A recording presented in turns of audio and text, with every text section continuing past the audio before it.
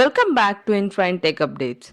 In December 2023, the Surat Diamond Bourse was launched with grand promises to revolutionize India's diamond trade, to dethrone Mumbai's Bharat Diamond Bourse, and to become the world's largest diamond trading hub.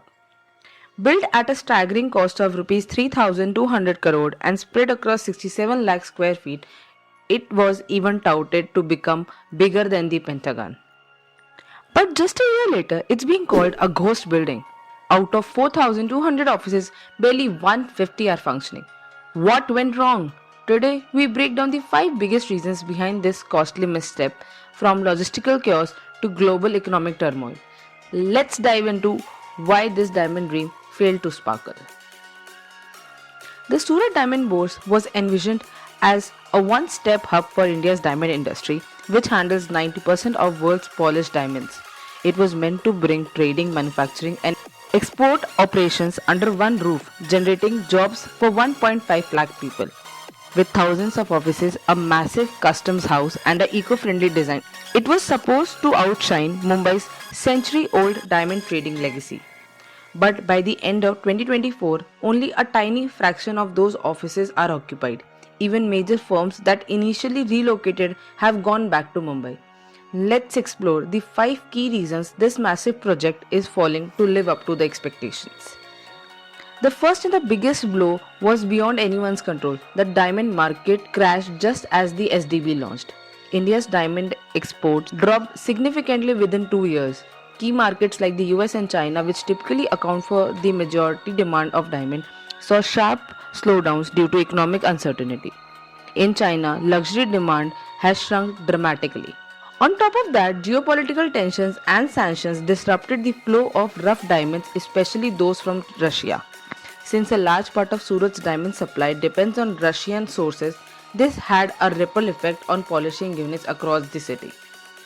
Tens of thousands of workers lost their jobs as units shut down or operated below capacity. Compounding this was the rise of lab-grown diamonds, cheaper, more sustainable, and gaining rapid popularity. Prices of natural diamonds fell significantly and traders became risk-averse. At a time when industry itself was in turmoil, moving to a new and untested hub felt too risky. The timing couldn't have been worse. With declining business and high uncertainty, most traders choose to stay put in Mumbai where their networks and clients already existed. Another major reason the SDB failed to attract traders lies in its location. Khajod is around 30 kilometers from Surat's city center. There is no metro yet and a very limited public transport. Unlike Mumbai's KBC, which is accessible by rail, road and air, Khajod is still developing. Surat Airport, despite its upgrade, handles only a fraction of flights than the Mumbai does. For international buyers and exporters, reaching the SDB is a logistical headache. The local metro, which could improve connectivity, is years away from completion. There is also a waste processing plant nearby, creating unpleasant surroundings that are far from ideal for international business. Although a customs house exists in the complex, most export formalities still get routed from Mumbai due to pending approvals and bureaucratical delays. In contrast, Mumbai's ecosystem is fully integrated: offices, banks, transport, even luxury amenities, all within minutes. The SDB's remote location, unfinished infrastructure, and isolated surroundings make it unappealing for daily business. A critical design flaw in the SDB was overlooking the needs of small traders and brokers, the actual lifeblood of India's diamond trade. Unlike Mumbai, which offers free and open trading halls where brokers can connect with suppliers and clients, the SDB doesn't have any such provision. Surat's local market like Madhigarpura and Varacha handle massive trade volumes driven largely by these small players. The SDP only offers fully built offices, no shared spaces, no free halls. Small brokers who work on tight margins can't afford these offices, nor do they see value in relocating when the essential trading culture is missing. Thousands of them had registered, but seeing the lack of practical facilities, most choose not to move in. Even big firms that the SDB banked on to bring business and credibility pulled out when they saw no critical mass of traders to sustain transactions. Without footfall and energy, the complex is empty, physically and economically. Things got worse with leadership changes and financial disputes. Within months of its launch, the top leadership of the SDB resigned, citing failure to meet goals and attract business. one of the major firms that had moved in with massive infrastructure and housing investment, pulled out, citing poor returns. Meanwhile, the construction company behind the SDB filed a lawsuit for unpaid dues worth thousands of crores.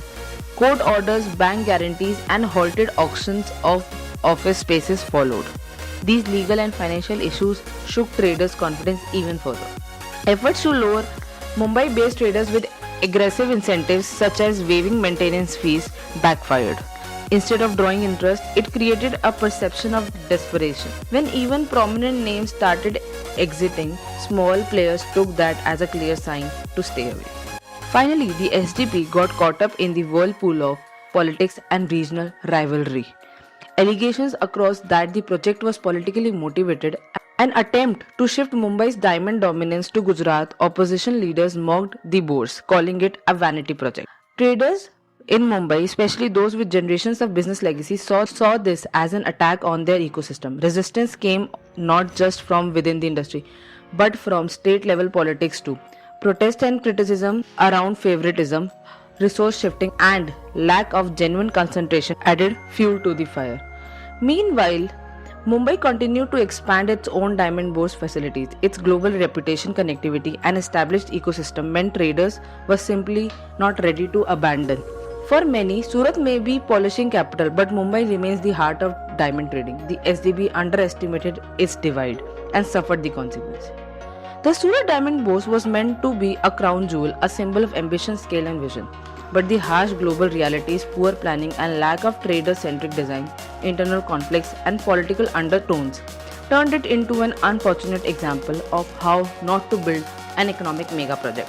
With only 150 of 4,200 offices active, it stands today as monument to misplaced expectations. Can the SDB still turn things around?